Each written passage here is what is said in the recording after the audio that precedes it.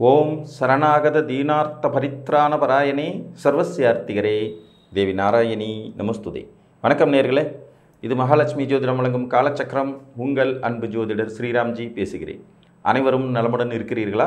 நன்றாகத்தான் இருப்பீர்கள், நன்றாக இருக்க வேண்டும். இன்றைய காணொளியில் நாம் காண இருப்பது எதிரிகளால் லாபம் உண்டா? இதுதான் தலைப்பு. இன்றைய காலகட்டத்தில் போட்டி பொறாமைகள் இல்லாமல் இருப்பதே இல்லை.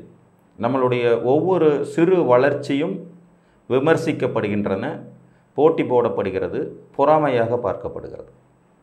சொல்லப்போனால் எந்த அளவுக்கு ஒரு மனிதன் பொறாமையை தூண்டி விடுகிறானோ அந்த அளவுக்கு அவன் வளர்கிறான் என்றே அர்த்தம். எதிரிகளால் நமக்கு லாபம் கிடைக்கும் அமைப்பு கிரகங்களாலேயே தீர்மானிக்கப்படுகிறது. சிலர் பார்த்தீங்கன்னா எதிரிகளாலேயே வீழ்த்தப்படுவார்கள். சிலருக்கு எந்த அளவுக்கு போட்டியும் பொறாமையும் எதிர்ப்புகளும் வருகிறதோ அந்த அளவுக்கு வளர்ச்சியும் முன்னேற்றமும் லாபமும் இருக்கும். இந்த எதிரிகளால் லாபம் வரும் கிரக அமைப்பு எப்படி இருக்கும் அப்படிங்கிறத நம்ம இன்றைக்கி பார்க்க போகிறோம். பொதுவாக எதிரிகள் அப்படின்னு எடுத்துக்கிட்டோம்னா 6ஆம் வீடு தான். உங்கள் லக்னத்துக்கு 6ஆம் இடம் தான் உங்களுடைய எதிரி, நோய், கடன், வம்பு, வழக்கு, வில்லங்கம் போன்றவற்றை தரக்கூடியது.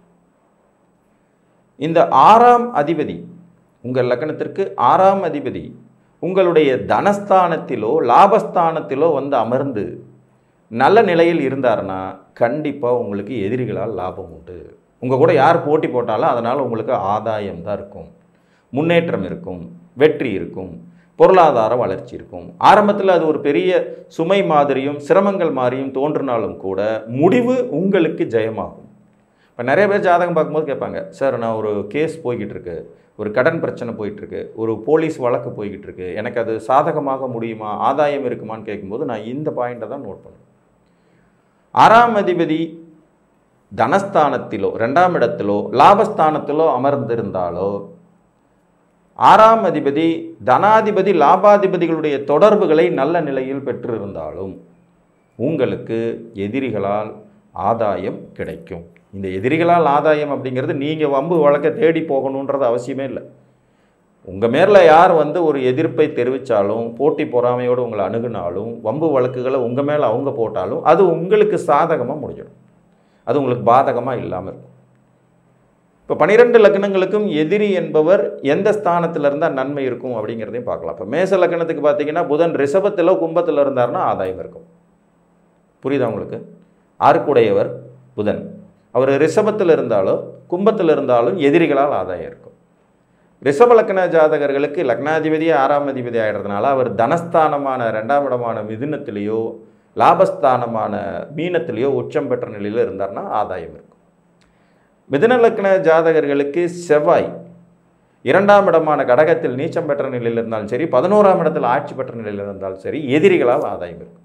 போட்டி பொறாமைகளில் இவங்க வெற்றி அடைவாங்க, வம்பு வழக்குகள் இவங்களுக்கு சாதகமாக இருக்கும். எனக்கு தெரிஞ்ச நண்பர் ஒருத்தர் மிதுன லக்ன ஜாதகர், அவருக்கு 11ல் செவ்வாய் திசையில் ஒரு கம்பெனி எந்தவித காரணமும் இல்லாமல் வேலையை விட்டு தூக்கிடுது. கம்பெனியை எதிர்த்து கேஸ் போட்டார். 1.5 வருஷம் கேஸுக்கு முடிவில் அந்த 1.5 வருஷம் சம்பளம், மான நஷ்டம், அதனால் ஏற்பட்ட மன உளைச்சல்னு சேர்ந்து ஒரு பல்கான அமௌண்ட்டை சக்ஸஸ் பண்ணார். அவர் நான் கேஸ் போட்டால் ஜெயிப்பேனான்னு கேட்டார். கண்டிப்பாக ஜெயிப்பீங்க, உங்களுக்கு செவ்வாய் திசை லாபத்தில் இருக்குது, எதிரின்னு தானே உங்களுக்கு கிடைச்சே ஆகணும் அப்படின்னு சொன்னேன். கன்ஃபார்மாக அது நடந்துச்சு. அப்போ எதிரியினால் ஆதாயம் 2ஆம் இடம் 11ஆம் இடம் மிதுன லக்னத்துக்கு செவ்வாய் இருந்தார்னா. கடகலக்ன ஜாதகர்களை பொறுத்த வரைக்கும் குரு பகவான் 6ஆம் அதிபதி ஆகும்போது அவர் சிம்மத்தில் அமர்ந்தாலும் சரி, ரிஷபத்தில் அமர்ந்தாலும் சரி, இவர்களுக்கு எதிரினால் ஆதாயம் கட்டாயம் இருக்கும். கௌரவம் மிக்க எதிரிகளை அதிகம் பெறது கடகலக்னக்காரங்க. ஏன்னா நண்பனே எதிரியாகும் அமைப்பு கடகத்துக்கு உண்டுங்கிறதுனால. அப்போ கடக லக்னத்திற்கு குரு பகவான் ரிஷபம் அல்லது சிம்மத்தில் அமர்ந்தால் எதிரியால் ஆதாயம், போட்டிகளால் ஆதாயம், வம்பு வழக்கினால் ஆதாயம்ங்கிறது கிடைக்கும்.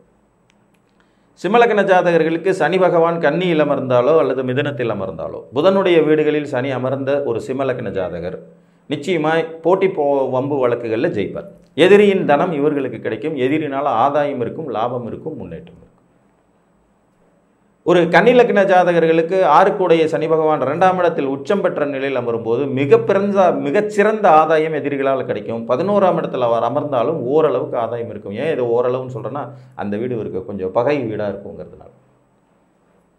துலா லக்ன ஜாதகர்களுக்கு 6 குரு பகவான் 2ஆம் இடமான விருச்சிகத்திலோ 11ஆம் இடமான சிம்மத்திலோ அமர்ந்திருக்கும் நிலையில் உங்களுக்கு எதிரிகளால் ஆதாயம் நிச்சயம் கிடைக்கும். இது எப்போ கிடைக்கும்? தசாபுத்திகள் நடக்கும்போது தான்.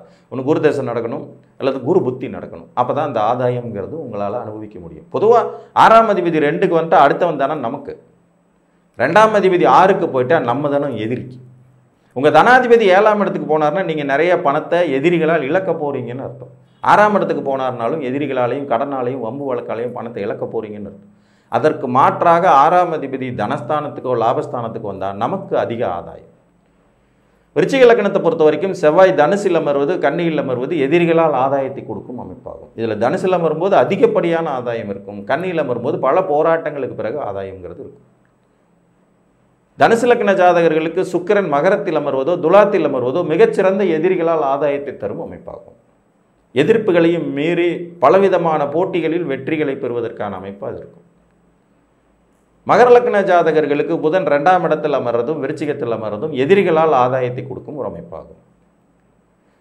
6ஆம் அதிபதி அவருக்கு பாக்கியாதிபதிங்கிறதுனால மகர லக்னத்துக்கு 2ல் புதன் அமர்ந்தவர்கள் எப்பேற்பட்ட கேஸையும் ஜெயிப்பாங்க. மகர லக்ன ஜாதகம் புதன் 2ஆம் இடத்துலேருந்து தசை நடத்தும்போது தனது பூர்வீக சொத்துக்களில் கேஸு போட்டு கிட்டத்தட்ட 8 வருடங்கள் போராடி 40 கோடி ரூபா சொத்தை மீட்டெடுத்த ஒருத்தர் எனக்கு தெரியும். நான் தான் அவருக்கு உறுதி கொடுத்தேன். கண்டிப்பாக உங்களுக்கு தான் ஃபேவராக முடியும். புதன் திசை முடிகிறதுக்குள்ளே அது நல்ல விதமாக நடக்கும். புதன் திசையின் மிடில் வந்து என்னை பார்த்தாரு, கேஸ் போட போகிறத சொன்னார். 2ஆம் இடத்துல புதன் இருக்கான், 6 கூடையவன் 2ல் இருக்கான், அவனே உங்களுக்கு பாக்கியாதிபதி, நிச்சயமாக வாங்கி கொடுக்காம விட மாட்டா, போடுங்கன்னு சொல்லி அது ஜெயிச்சு. கும்பலக்கணத்துக்கு சந்திரன் 2ஆம் இடத்துலையோ மீனத்திலேயோ அல்லது 11ஆம் இடம் தனுசிலே இருந்தார்னா எதிரினால் ஆதாயமும் லாபமும் மேன்மைகளும் கட்டாயம் கிடைக்கும். மீனலக்கண ஜாதகர்களுக்கு சூரியன் 2ஆம் இடத்தில் உச்சம் பெறுவது மாதிரியான ஒரு அதிர்ஷ்டம் வேறு எதுவுமே கிடையாது. அரசாங்கத்தினால் ஆதாயம், அப்பா சொத்துக்களால் ஆதாயம், அதிகாரமிக்க பதவிகளால் ஆதாயம்னு வாரி கொடுத்துருவார். அதே மாதிரி மகரத்தில் இருந்தாலுமே நிச்சயமாக நல்ல பலன்கள் இருக்கும்.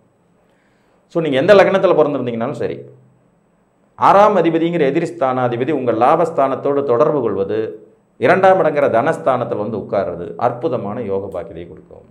இதில் அவருடைய பார்வையினால் ஏற்படுற தொடர்புங்கிறது பெருமளவு வெற்றிகளை கொடுத்துறதில்லை. இவரே நேரடியாக 6ஆம் அதிபதியே நேரடியாக லாபத்திலேயோ தனஸ்தானத்திலேயோ வந்து உட்கார்ந்தாருன்னா அது அற்புதமான அமைப்பு. கூடவே அந்த வீட்டு அதிபதிகளும் வலுப்பெற்றாங்கன்னா உங்களை ஜெயிக்கவே முடியாது. போட்டிகள், பொறாமைகள், வம்புகள், வழக்குகள், வில்லங்கங்கள் அனைத்திலும் உங்களுக்கு வெற்றி வந்து தேடி வந்து சேர்ந்துடும். ஸோ இந்த அமைப்பு உங்கள் ஜாதகத்தில் இருக்கிறதா என்பதை பார்த்து அறிந்து கொள்ளுங்கள். எதிர்ப்பிலும் போட்டியிலும் கூட ஒரு மனிதனால் வெற்றி பெற்று முன்னேற முடியுங்கிற அமைப்பை இந்த கிரகங்கள் உங்களுக்கு கொடுக்கும் என்று கூறி மீண்டும் ஒரு காணொளியில் உங்களை வந்து சந்திக்கும் வரை உங்களிடமிருந்து அன்புடன் விடைபெற்றுக் கொள்வது உங்கள் அன்பு ஜோதிடர் ஸ்ரீராம்ஜி. நன்றி, வணக்கம்.